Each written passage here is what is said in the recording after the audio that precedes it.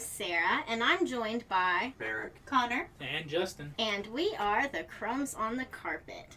So today we're going to be talking about relationships in media. That can be anything like anime, movies, TV shows, books, anything along that range. And we're going to start off with a game called Bed, Wed, and Behead. If you've not heard of it, what I'm going to do is give 3 people, and we're going to decide if you want to be intimate with one, you want to marry another, and you want to kill off the last one. And I'm going to be using the famous sitcom Friends because it has a lot of different people and different relationships and things like that. So, the 3 people I'm going to list off are Chandler, Joey, and Ross, the 3 guys of the series. What would you do, Connor? I would kill Ross, automatically. They were on a break. Bed Joey, wed Chandler. That's actually pretty much what happens, so I actually agree with that statement. So I guess for our 2 male guests, we have the 3 women that are portrayed in Friends. So we have Phoebe, Monica, and Rachel. So what would each of you say? I'd kill Phoebe. Me personally, I didn't appreciate the character, mainly because I don't really vibe with comic relief characters often. Marry Monica. I feel like she'd take care of, she'd be a really good person to help take care of you. There's also a really good interaction there with my personality and Monica's personality. I feel like everything would be done. You guys can be OCD together. Yeah. OCD control freaks for life. And I guess that leaves Rachel, just because I also personally have no real affinity towards Rachel. Monica's the only female character I had a real affinity towards. I've never seen Friends, and I'm about to get crucified for this. Yeah, you need to go get cultured. I mean, I know the opening song. It's on Netflix, right? Yes. I don't have Netflix. All of it is on How Netflix do you because not my have 14 and Netflix? 15-year-olds. I'm a broke person. All of it's on Netflix. My 14 and 15-year-old It's sisters on have been TV all watching the time, though. I don't have TV either. I live in a cardboard box. Barick. Okay, so I'm sure he's not the only one that's never seen Friends. And we're going to talk about it once we get a little later on and we're talking about our point today, relationships. But So right all now... 5 of you who haven't seen Friends. Yes, live you with better Barick watch in his cardboard it. box. But It's a right box now, we're actually going to take a minute and talk about, the definition of relationships. Because there's a lot of different kinds. So, starting off, if you want to, Justin, give us an example. Going over what we mean by relationships, I think it's important to establish the operational definition so that we you all know what we're talking about. We mean romantic relationships, not familial relationships. We're And not not talking about me and friendships. Connor. So Connor's my sister. We're not talking about the familial relationship. I'd never bed or wed you. You'd have to be beheaded. Same. I mean, I'd behead me too. It's fine. We're not talking about friend relationships either. It's like me and Barick. We're just friends, even though he wants more. That breaks my heart every time. Unless we're talking bustin'. Can we not? Could we not? Now it's canon the podcast. I hate you all. So, Well, I like what I like to see Portland. in relationships and media is whenever it's the focus, because I could say I don't appreciate when it is a focus of a, but at the same time it's perfectly fine for the focus of a media of something to be on a relationship of a narrative. So that is a legitimate form of narrative. But when a relationship detracts from the overall narrative and makes it all weird, or it's not written correctly, it's written very poorly, it really takes away from the relationship, or from the media as a whole anyway. My go-to example, since we talked about time travel last week, The Flash, with their main pairs, Iris West, or now Iris West Allen, because they got married, and Barry Allen being the Flash. So I cannot stand this relationship, and the reason why I can't stand it is just because it's very poorly written. The way it was established was just because, in the comic books, Barry Allen and Iris West are a couple, but at the same time, this version of Barry Allen and Iris West, so for one, it feels very forced. So in the comic books, Barry Allen and Iris West are married and it's fine, everything's all hunky-dory. That being said, it feels more in this TV show they're beholden to the fact that they're a couple in the comic books, so they're trying to force it to be a comic book. But in reality, like, even though I love Candace Patton as Iris, and I love Grant Gustin as Barry, they have no chemistry together. Also, I want to make sure you guys understand. They're also technically brother and sister in this universe. Well, in like, the TV he was universe. adopted, right? Yeah, he was adopted. Like, his dad was in prison and his mom was dead. Can we But they were still raised together. They still, like, referred to each other as brother and sister kind of in the beginning. Can we just avoid those kind of relationships? Well, that's part of it. Like, I know, it's but a canon relationship in the story. I dislike the movies or books that are like, oh, don't worry, they're adopted. Like, no. In Oremo, you don't have that. They are blood related. Oh. As someone Yeah. who is as someone who is adopted, it is kind of uncomfortable to find that. Leading up through all that, we're first going to start talking about bad relationships. So not necessarily relationships that are just bad for each other, but poorly written, like they don't help the story, they detract from it, as Justin said, or they were not necessary at all, anything like that. And each of us, hopefully... Or like relationships that just didn't feel organic. They didn't feel naturally formed. It feels like someone took two dolls, pretty much, and just started banging, jamming their private parts together, and hoping for the best. Yes. And that kind of goes along with detracting from the overall. Yes. Or relationships that it just feels like the story is badly written fanfic. Throw in. Speaking of it is. badly written fanfic, Wait. Throwing shade already, I see. yeah, Yeah, I can't help 50 it. Shades to be specific. Yeah. For anyone who doesn't know, 50 Shades of Grey started off as a fanfic of Twilight, which Twilight is another really poorly written relationship. Yeah. Our story about poorly written relationships. I have a lot to say about this movie, or this book and movie. Because So, not just because it's poorly written, but because there's a lot of messaging in it that is central to my field of study. I So- have read the book, kind of. It's been read to me by Barick here, and I've seen the movie. Yeah, So, like I've seen the movies just because like I have friends that enjoyed them, and I'm not a crappy person. see, The on, inner woman did the merengue. on February 14th when it came out, me and my friends went to go and see it because we had no one to go do Valentine's Day stuff with. None of that really So, matters though. Yeah, So we saw it. I have a that day. lot to say about 50 Shades because not only is it a poorly written relationship, but there's also a lot of poor messaging that's very poor that concerns my field of study, which, for those of you who don't know, I graduated UAB with my degree in psychology with the intent to go into relationship counseling. So this is actually kind of near and dear. So 50 Shades of Grey, for one, it was a badly written fanfic.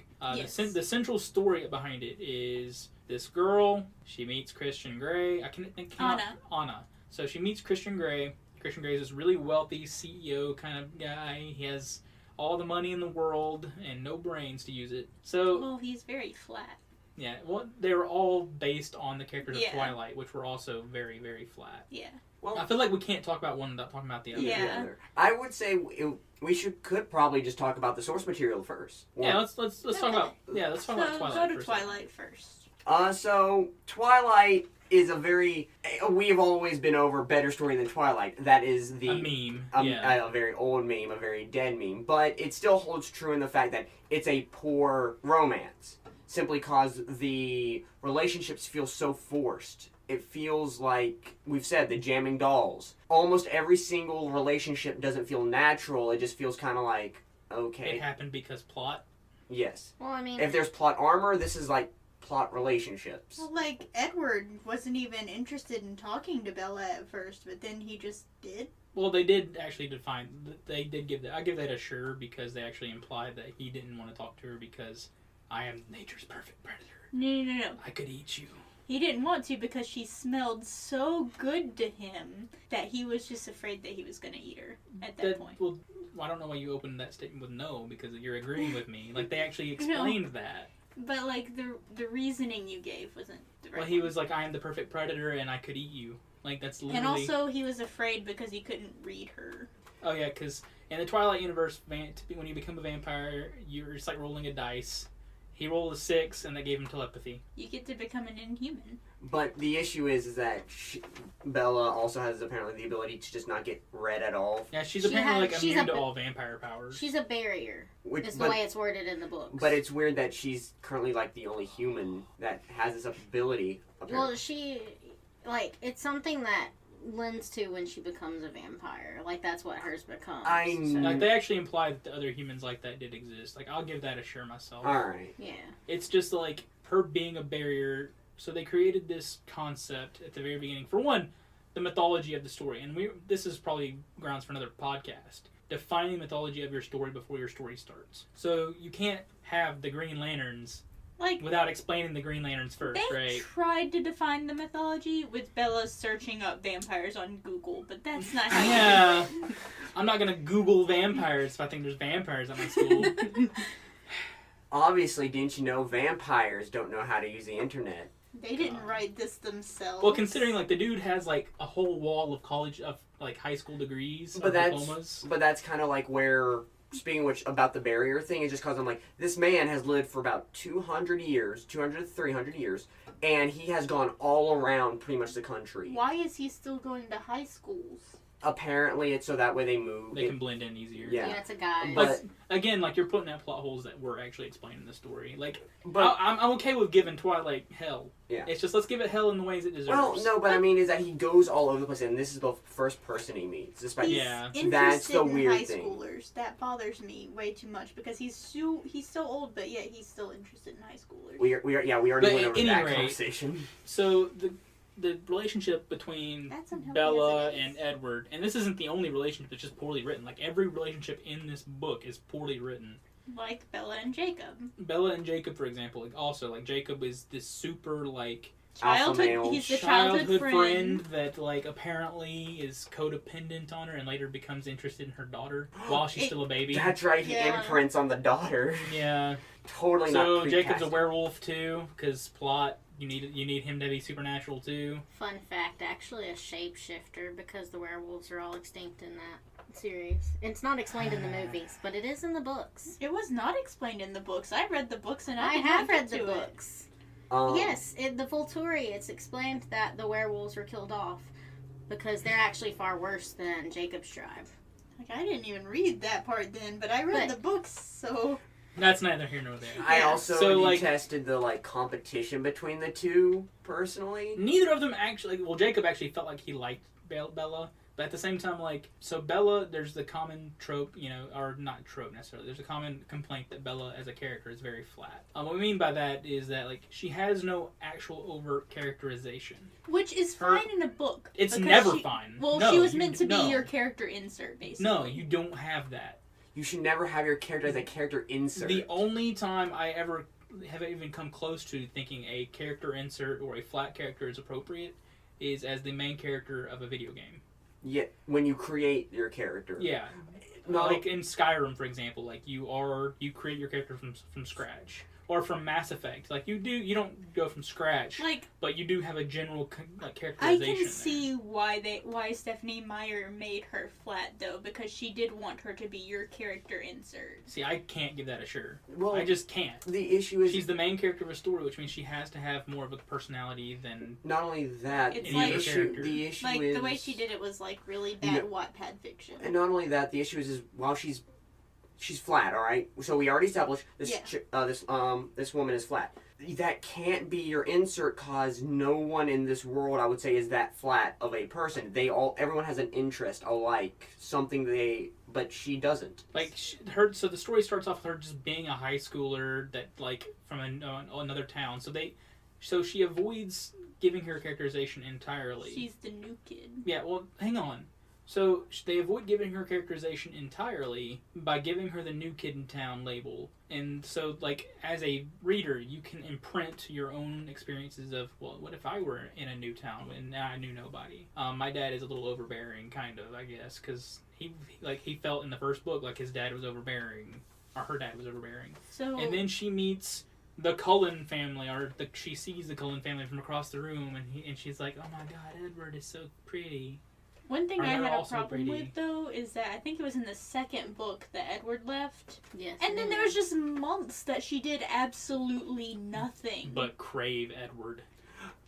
And the pages... And she tried to kill herself, too. Yeah, 2 or 3 but the times. pages actually had the months written on them. It was just a page with one word, and it was the month. That bothered me. So, her character was written to reflect whoever she's currently with at the time. So, I can make like, we can talk about this in another podcast too. The idea of when the character is written to define or to be defined by other characters. Bella as a character is very flat. She was written to be defined by this ubermensch that was Edward Cullen, or in contrast, the codependent werewolf. She was basically a mirror. Yeah, she was a mirror for them to put all their desires on. You can even go further with like Edward. So Edward also, he wasn't necessarily dynamic character himself. He's also very flat in his own ways. The only interest he really showed were Piano and Bella. Yeah. I also, and I know this is a romance novel.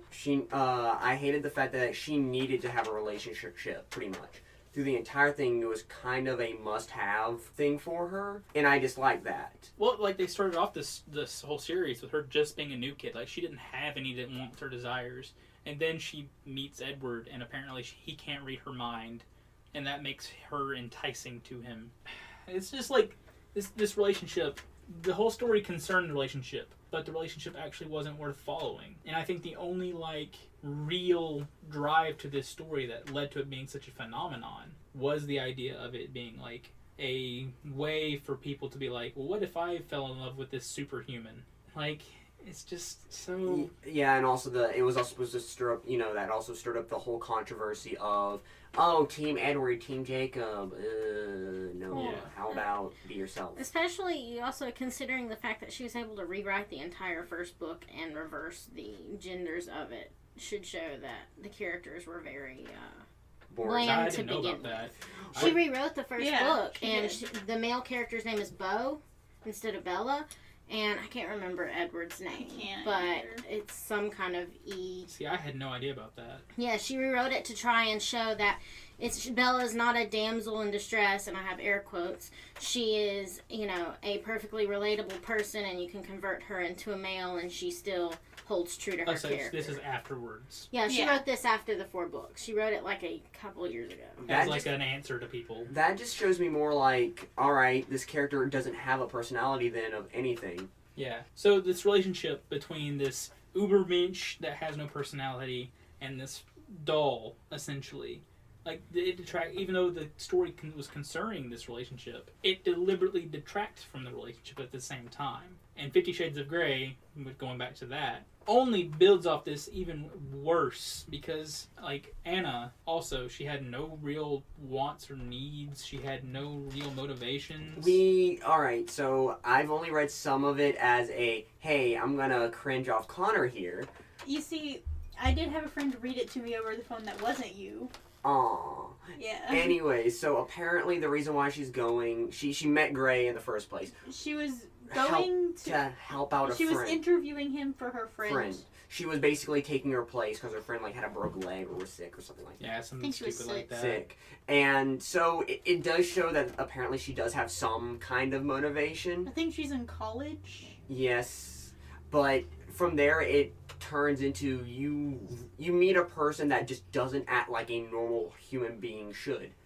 He really didn't, though. None of them did. They all acted like aliens, raptor aliens. But then it goes even further because there was like the like perfect predator like subtext in Twilight, and especially in the first book where Edward's like, I could kill you in a minute, and I wouldn't even have to think about it. My body's designed to do it. They had to completely change the subtext. Because that sounds and creepy. Instead of it being like the perfect predator, I could eat you subtext, which is already kind of a weird sentence I never thought I would ever have to say. Just taking it out of context, that's a horrible thing to say. For reference, I just licked my lips while staring Barick in the eyes, and he's giving me this really creeped out look. Anyway, so in 50 Shades of Grey, they changed the context to BDSM focus. The book actually does not address any of the central tenets of BDSM, and at the same time glorifies the parts that people are usually the most concerned about, because they don't actually elaborate on the central tenets of BDSM. Which is consent. My one safe of the word big is problems. Hang on, Connor. Hang on. So, in BDSM, there's a sacred 3 tenets. Everything has to be safe, sane, and consensual. And simultaneously, there's actually a huge culture behind, like, pre-care, where you actually talk about, I am okay with doing X, Y, and Z. I am not okay with doing A, B, and C. They do that a bit, but not there's a little bit, like, this is going to go up your butt. Like, no, it's not. Well, they actually... Okay, so apparently she did sign a contract, but to put it simply... It's real that the guy breaks the contract anyways. Yeah. And at the same time, having a contract to decide what you're consenting to, that actually goes against one of the central tenets, the core tenets of sexual education in the first place. So if you're in any conversation about consent, one of the main principles is that consent can be retracted. I mean, if you have a in paper contract, you just made it where the person implicitly cannot deny or retract consent. But what if I made sure my safe word is pineapple? Well, one problem that I do have is they don't go to aftercare either. Yeah, so aftercare is another element where because BDSM, or if you're in a sexual environment that is very intense, like some BDSM practitioners prefer, usually there's a period of time afterwards where there is care taken to make sure the person's okay. To make sure the person knows, hey, we were all just playing, right? Like, you understand that I actually, if, like, say, in a dominant situation, the dominant was like, hey, I'm sorry if this, like, did I do anything that crossed the line? If so, I'm sorry. And I want you to know I'm here for you to talk to you about this. And usually there's an implicit understanding between the two practitioners because they know what they're expecting when they sign up, when they start doing BDSM stuff. If there's an accidental wound or something, they take care of that. Yeah, they wrap it up. And speaking of the consents that you discussed, some people would think, oh, I'm into this. Then it happens, they're like, okay, never mind. Nope. And if it's written in that contract, which we've already established, Gray breaks the contract. Well, we didn't actually talk about it. You just mentioned it offhandedly. Yes. Well, it was caused of the fact that we were discussing. Yeah. The issue with that, I've also realized, is kind of a matter of it breaks the safety in terms of he has all this money. He can, if there was ever a lawsuit, I guess, against this. Yeah. It's shown that she's pretty much at his whim because she's a college student. She doesn't have this kind of cash to represent herself. Yeah. He also has a lot of power, so he can ruin her life if he wants. Not that it shows anything. That both of them have the equivalent brain cells of all of our ages combined. Well, at the same time, like, you can go back and forth if you've read all the books. You later find out, like, they actually flesh out Christian's backstory. You find out that at one point he was a sub to this, like, old lady, and she becomes an actual plot point where she's trying to, like, sneak up on him and crap, and it's really creepy. So they actually define Christian very well. I say very well loosely. Like, it's still, like, this is not a very well-written character. But at the same time, at least the viewer or the reader can understand a little bit. It went from being a horrible character to eh. Yeah, but at the same time, like, the central story of the narrative is between Anna and Christian, where, again, we have this flat character with no chemistry with Monster, essentially, which I'm using Monster loosely. I don't think it's actually the correct word, because this is literally just someone who practices BDSM and does it incorrectly. Like, he needs to go, if he wants to continue practicing BDSM, he needs to go to, like a class or something like that, where they actually talk about what BDSM culture actually is. But anyway, the whole book did a whole disservice to this whole community that actually espouses correct sexual practices, and it actually demonized a whole portion of the population because of that. You would not believe how people fetishizing it. Yeah, you would not believe how many people doing it incorrectly and going to the hospital. You would not believe how many people I have seen, like, spout off on, like, yeah, he's broken so many of this, and this. I am deeply into this. I have never realized how much people get into their sexual preferences. Yeah, well, we actually, like, in one of my human sexuality courses, it was just, like, I graduated high school in 2010, and, like, I just graduated with my degree in psychology last year in 2017. This is during the whole time that, like, I was in college while the movies were coming out, and I was in high school and the books were starting to come out, if I recall correctly. So they came out, like, a little bit after Twilight, and... Oh, Twilight came out when I was in, like, 10th grade. But the books didn't really start getting big until, like... So, with all my human sexuality courses that I had to take, like, there was actually a huge emphasis placed on this book has just made all of our jobs harder, because this is in pop culture now. People are going to be doing this, they're going to be doing it incorrectly, and we have a obligation as people who understand it to disseminate positive information on it. They just basically made your jobs 20 times harder. Yeah. That was fun. So does anyone else have any, since I kind of like dominated the conversation? Oh my.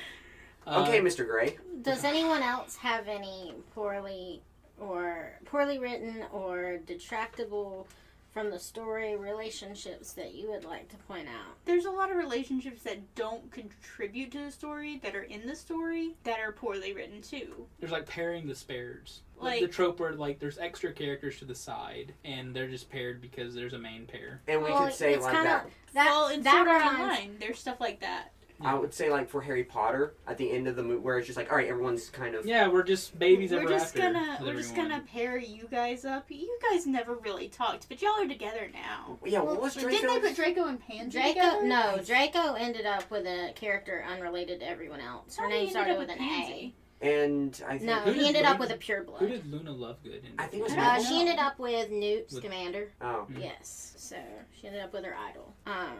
I know for me. The age difference there? Yeah. The massive age difference? Yeah. Well, if I remember I'm not correctly, going to kink shame anybody. If I remember correctly, that's who she I was. We am. already kink shamed. I feel like the first thing like we're actually clarifying. Yeah. That. The first thing I thought of when you mentioned that the ones that are just paired together to be paired together, I really thought of the first anime I ever watched, which was Fruits Basket, and it's basically you have the main pair or the main triangle is Kyo, Yuki, and Toru, and Toru ends up with one of them in the end. I won't spoil it because it's only like 26 episodes, anyways. And everyone else just seems to be happy and end up with someone and perfectly fine off. There were only 2 characters that didn't end up with someone. And it was because they were one of them was pining after Toru, and one of them was pining after the one that she ended up with. And so they just decided, well, these are the 2 characters that stay alone forever. But everyone else can be happy and have someone. That's sad. Didn't Oron do something like that too? I don't know. I wouldn't think so. Because what happens with Oron is Haruhi ends up with Tamaki, but there's not really any other girls or any other. Up with anybody. They're just forever alone. Everyone's forever alone except for the twins. They always have each other. But at the same time, like pairing the spares can be written correctly, in my opinion. Like one of my favorite examples is from Mass Effect. So those of you that don't know me, Mass Effect's my favorite video game series of all time. Tally Best Girl. Tally Best Girl. But anyway, if you don't, in the game series, you can basically romance every character. They even make a point. So in the original game, there's only 3 characters you really can romance. In the second game, it's free game on everyone. If someone's on your ship, you can do. It's weird. Legion. Anyway, so one of the romance options you can choose is Tali, who is a Korean, and if not a Korean, they're like, I'm not gonna get into the species as a whole, but they're like really cool. Anyway, you can if you don't romance Tali, there is a like cut scene, or like I said, it's a loose cut scene like in 3, where like you walk in on her and one of your other crewmates that if you didn't recommend them. Garrus. Yes, Garrus. So you walk in on her and Garrus if you don't romance either of them. And it's cute. And it's like, it's just a one-off mention. Yeah, they're there. It's not a focus of the story because they're not the focus of the story. You saving the universe is the focus of the story. But I thought it was a dating simulator. Oh. It's a space dating simulator while you save the universe. Yeah, well, that kind of actually reminds me of like something, the Miraculous Ladybug that we talked about last week, because in one of the episodes, the sculptor is pining after Ladybug, and then a whole bunch of stuff happens, and then like 10 episodes later, he's just in a back shop with a girl, and they're together, but it's like, okay, he's okay now. It kind of gives us a little bit of closure, for those of us who are still worried about our sculptor. But it doesn't detract from the story. It doesn't take anything away from what's actually going on. And it's something that a lot of people don't even notice. It's just kind of there. Like, I didn't notice it. Yes, but they also made it out of order on Netflix, so you may not have noticed it anyway. Speaking of Netflix and all these relationships, what's this friend? You don't have a relationship with Netflix, you heathen. Speaking of my heathenistic ways, what's this magical friends you tell me about? I know what Friends is. I know like the premise, but I've never we're actually. Friends. No, we're not. No, we're not.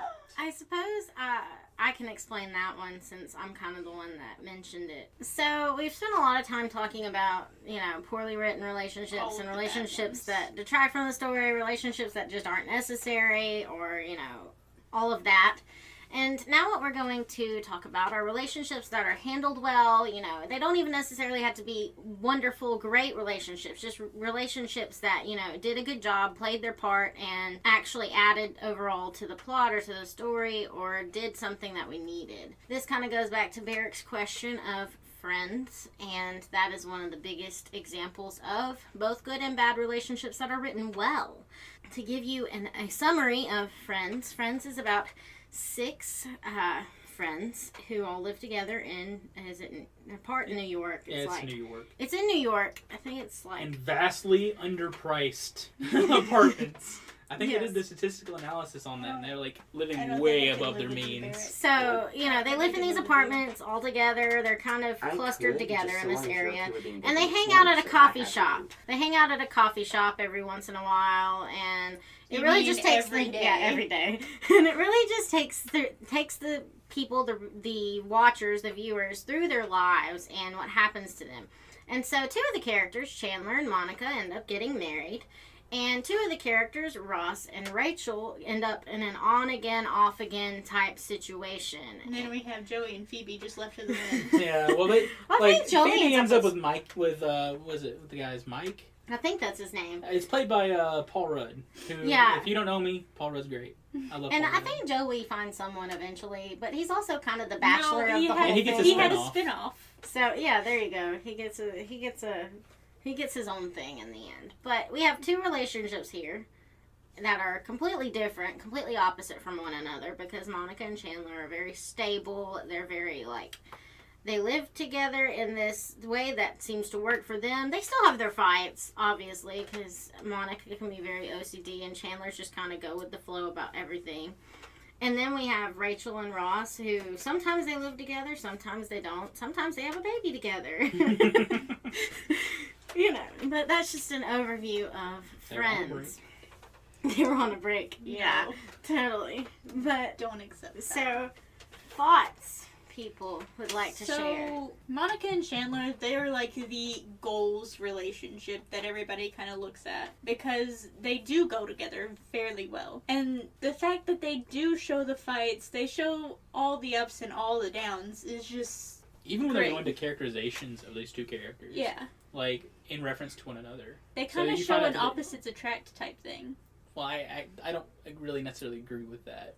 For one, I actually hate the trope of opposites attract. Well, I'm just saying, it's completely incorrect. With their relationship, they kind of show that a bit. Well, not even really. They're actually a lot more similar than they let on at first. Yeah, in their initial characterizations, they're very opposite. But as you get to know the characters, you realize they've been in each other's lives for decades, because Chandler is Ross's best friend. And Monica is Monica's sister. Brother. So they actually have a lot more in common than the viewer could even recognize at first. But as you go on, there's simple little dramas. Like Monica, her ultimate goal in life was to be a mother. And then you find out that neither of them are capable of conceiving.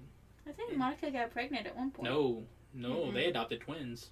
Yeah, they were never able the to have actress kids. got pregnant. Yeah, Courtney Cox probably got pregnant. I actually don't know. That being said, the little internal struggles there, the actual struggles a lot of mature relationships have, where it's I want to have kids, and they find that they can't conceive, and then they have the discussion about adoption. There's other conversations Chandler feeling inadequate because of his past experiences, his parents. His dad is a drag queen, right? I'm remembering that correctly. Chandler's dad's a drag queen. Chandler feels it was the 90s, so it was kind of a different time. He felt like his masculinity was threatened by his dad being a drag queen. Monica herself also, we've made references to it before. She's a very OCD person. She is the mom friend. She's there to take care of everyone. And so there's this inherent back and forth between Chandler trying to strike out on his own because he feels emasculated, and at the same time Monica being the good mom friend and comforting him. And then there's Monica's also hyper competitive, and so she gets this super competitive urge, and then Chandler's there to help take it easy. So from what I'm listening to, from what I am hearing, is that in comparison to the other two we've pointed out, these feel like very natural things. These are stuff like you would say, "Oh, I've been through that," or "I can understand going through that. This is something I would do." They Exactly. are relatable characters with relatable relationships. On the other side, though, we do have Rachel and Ross. Who, like, their relationship actually becomes, like, the central focus of the show. Like, I feel like the relationship between Chandler and Monica was an afterthought. I don't have any, like, internal knowledge of the show, like, of how the writers approached it. But it does feel like, more often than not, like, when it first started happening, it was like, oh, they're pairing the spares. Cool. But... And then they developed. Yeah, and into they more became... than just the spares. But the writers still treated Ross and Rachel, their will they, won't they relationship as the central focus. And that relationship was rather explosive in multiple points. It was a bad relationship, especially for Rachel, because Ross did not treat her right. They're At on all. a break.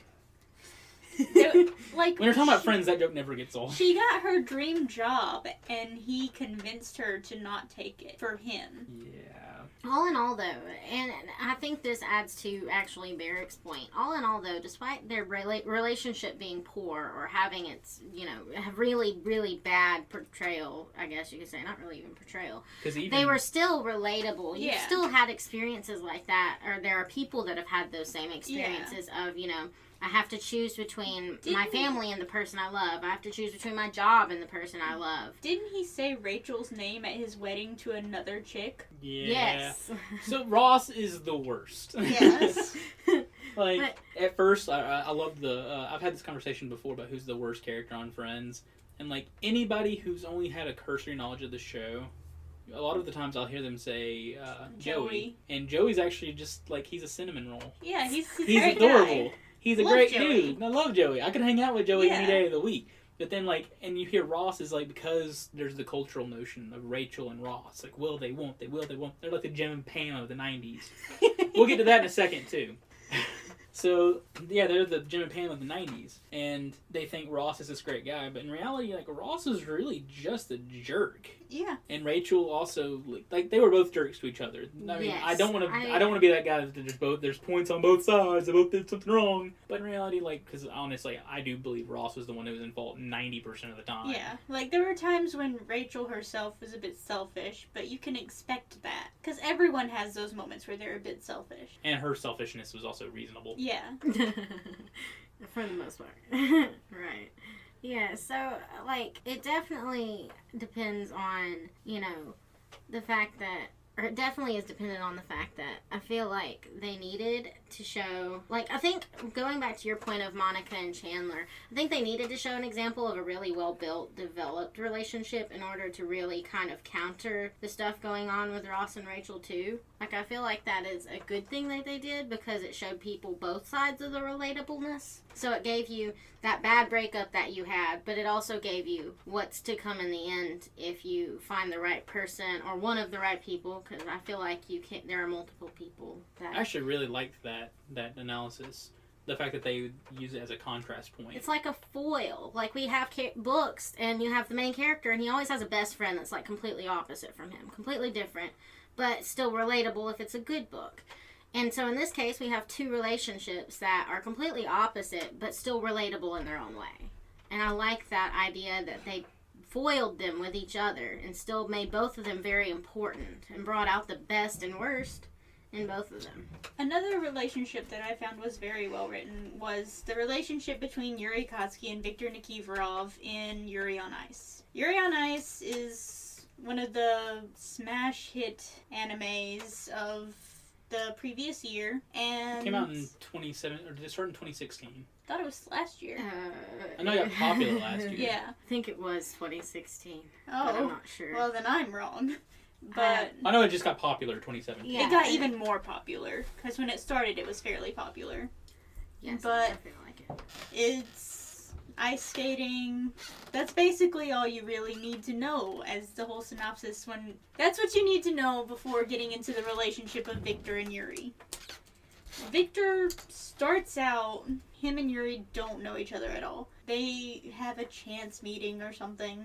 That doesn't really get explained until later. Victor starts out as Yuri's coach, but Yuri idolizes Victor.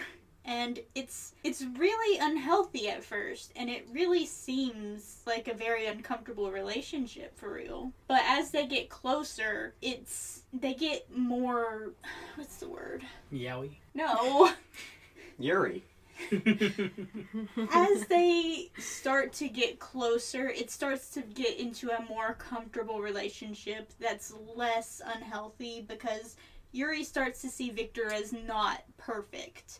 Whereas Victor is getting Yuri to be more confident. He's getting him to improve himself. And the way that they do that, like, they have their fights and all that, and it's actually fairly well written to me until you get into the fanfic. But the fanfic's not technically part of the main canon, so you don't have to worry about that in terms of relationships. I mean, I've also definitely heard that it's one of the most well-written, or one of the best portrayals of LGBT relationships in anime, because that is something that is still stigmatized. I don't really see it like that. Like, I see number 6 more well written, because that's not really focused on as much. I can see it as being one of the best written ones, but I would say it's just a really good relationship. It's very healthy for the both of them in the end. I love how you mentioned like the fanfic, because there's a certain element when it comes to relationships in comics or media period. I don't know why I jumped to comics, probably because I am a comic book fan. There's a certain element of death of the author, where once the author put this media out there, they have lost control of it, and now it's subject to the interpretation of idiots in a table with a microphone in front of them. I don't know about you guys, but I'm a genius. So there's a Stark? certain element of that.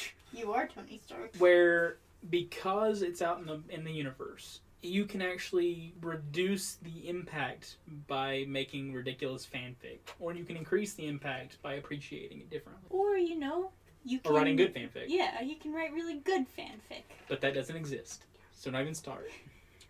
We've already gone over how fan fiction can lead to a completely horrible thing. 50 Shades of Grey. I think I caught something. I don't know. But what yeah, that was. I do believe that like there's a really interesting conversation to be had on death of the author when it comes to relationships. So it's a certain situation in which, say, the Friends, for example, that's out in the universe. So you can write that Rachel Joey fanfic you want. in all fairness, they were actually in a relationship for like a good season. That was Yeah. actually not a bad relationship. That was a cool relationship. But then like Joey backed off because Ross, if I remember right. I could it's a show from the 90s. If I'm incorrect, come on. But I mean, there's again like stupid fanfic like, let's get this character and pair him up with a half-eaten corn dog from the back of a sofa. Or That was my sausage party fanfic. they also have pairing all the Millennium items together. From Yu-Gi-Oh. They're not conscious entities. They can't have relations. Never mind. Anyway. It is a thing, I promise. Yeah. She's shown me. I found it on Tumblr. And there is the idea of like out of character pairs. So one of the biggest like let's pair Chandler and Rachel. But one of the biggest examples I've recognized, like in being on Tumblr, especially. Sorry. Yeah, because Connor loves these for some reason. It's so funny. And I have friends that love them, and I'm not against it or anything, but it's one of those things that like they'll see two characters that are canonically so the two characters that are straight or two characters that are gay and pairing them with incorrect partners. More often than not, it is like straight characters being paired with another straight character, and that's of the same sex. Like with Supernatural's we don't talk fixation. about okay, hang on 1 minute. I am a DCL shipper, okay, mainly because Castiel has no gender. It's an angel. He just possesses Jimmy Novak. Okay, The words- so the Wincest fixation. Yeah, Wincest for one. That's man on man. Two straight characters, which I sound like so. I hate if I'm sounding not biased. What's the word? Prejudiced. I apologize. I'm not. I am prejudiced against Wincest. I am prejudiced against Wincest because that's also incest. that's also like incest, and that's gross. Yes. Can I just say these are some of the hearing some of the words come out of Justin's mouth is this is what I ship. Speaking of which, horrible shipping, Carlin and you with me and Justin. Justin. Oh my goodness. Could we not? For context, I just looked at him in the eyes and made a kissy noise. I hate you all. Except Sarah. Aww. Do you shit bustin'? No comment. She does. Anyway. I'm gonna save myself for that one. But So relationship or I was gonna say, so does anyone else have any relationships that they think they would like to add that were either really well handled or just overall really good, really healthy, anything like that? Even bad relationships that were just written really well. Like, I mentioned number 6 because Nezumi and Shion. how new is that one, by the way? I don't think it's very new. Because like I just heard about it yesterday, 2 days It's- ago, because you started blogging things. It about actually on Tumblr. came out around the time as Yuri on Ice, which is why it wasn't recognized. Ah, Yeah. Yeah. But they actually have a very good relationship because Nezumi is first saved by Shion, but then he saves Shion, and they kind of live together at some point. And, like, you actually see them getting closer, and you see them interacting. And you can see where the attraction started and all that. so you can actually monitor the relationship as it grows. Yeah. And That sounds cool. And it feels organic. I mean, I'm not really, like you guys know me, I'm not really an anime Yeah. person, but that does seem like it could be interesting. And they don't focus on the relationship as much as they're focusing on the main problem, which is bees. Gotta save the bees. Actually, let's not save these bees. They're parasitic. Oh. Do you like it's jazz? very weird. It's all around weird. Oh, alright. Well, so I have like a weird hybrid example of both bad writing and good writing. And that's in everyone's favorite TV couple from the late 2000s, early 2010s, The Office, with Jim and Pam. You couldn't escape a television conversation about 10 years, or not 10 years, about 5 or 6 years ago without hearing about Jim and Pam. So for those of you who haven't seen The Office, the main characters, it's an ensemble cast. The ones I'm focusing on are Jim Halpert, who's just a random, like, everyman kind of character. He, more often than not, he starts off as a prankster, but more often than not, he serves the role as the, like, straight man who's just used to things. In UK, he's played by Martin Freeman. Well, I don't care about the UK. I'm talking about Jim and Pam from the American version.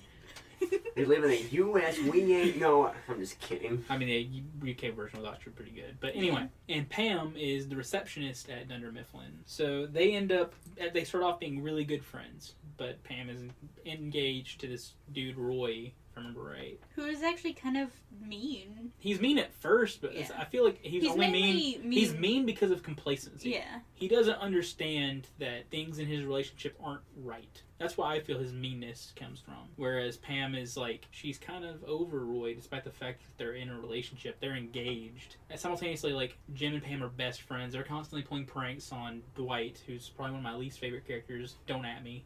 And he's really flirty with her. Yeah, he's really flirty, and it's cute. But at the same time, there's the inherently bad writing trope of, like, the best friend who can't. Like, I actually don't like that trope because it does it does feed into the zeitgeist idea of the friend zone, because I hate that idea. For one, the friend zone doesn't exist.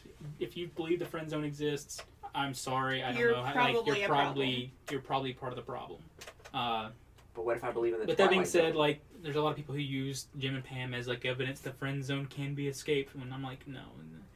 So, but anyway, so it feeds into the trope of the friend zone. It feeds into the trope of you shouldn't respect other people's relationships. Like, I'm not gonna lie, that's a big deal. You should respect other people's relationships. So, like, Jim, as it was inherently a bad character, or bad as in, like, not a good guy, despite the fact that he's a main character, and the fact that he was pursuing someone who wasn't. But then later, who wasn't single. But then later, you actually get to know, like, they get together, of course, because of course they do. and they end up being one of the best written relationships I've seen on TV after that point, because they have problems. They're there's a point where, like, Pam goes to college and, like, they're trying to make it work, and it's actually very well written. So, like, there's a weird hybrid there where, like, the writing is incentivizing bad tropes that shouldn't continue, but at the same time, later after the resolution of those bad tropes, it creates good ones. You know, your comment about The Office actually made me think of another one that's very Office-esque. My roommate and I have been watching Parks and Rec Love it. for as long as, well, this past year at least. And I think we're almost done. We know what happens, but Andy we're and almost April done. for life. Yes, and I wanted to comment on Andy and April specifically because, you think they're going to start off as this really kind of bad idea because it kind of happens really quickly. Kind of get married, like, a month after they meet? Either way, it's actually really awesome to see how they work with each other and how much they truly care about each other, and seeing how they develop not only within each other but also outside of themselves. They still are their own people. So like April's still, the same April you knew in season 1, aside from just becoming slightly better. She becomes slightly more sympathetic to people around her.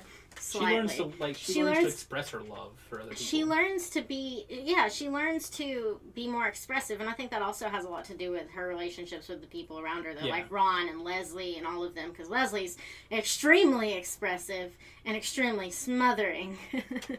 But you see, Andy also developed from, just being this kind of... He was kind of a jerk. Yeah, he was a jerk. I mean, he broke, his leg?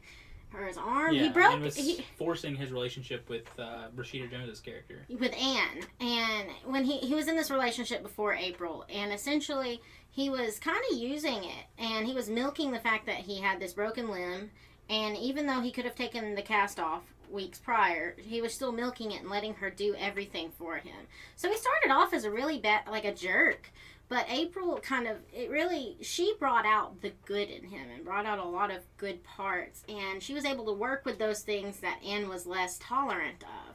So, she found... using bubble bath for detergent. Yeah, and she was supportive of the silly, stupid things that, don't matter anyways. It's just him. It's his quirks. And I love that about them. Of course, and I also am partial to Leslie and Ben, though, because I loved Ben. He was my favorite character. Yeah, Andy was mine now, so I'll fight you over that. But still, I think they were a really great portrayal, and I figured I'd pick them because they're also more relatable to people our age. Because they are closer to our age than, say, Leslie and Ben, who are already kind of established in life and older and, find each other just later on in life.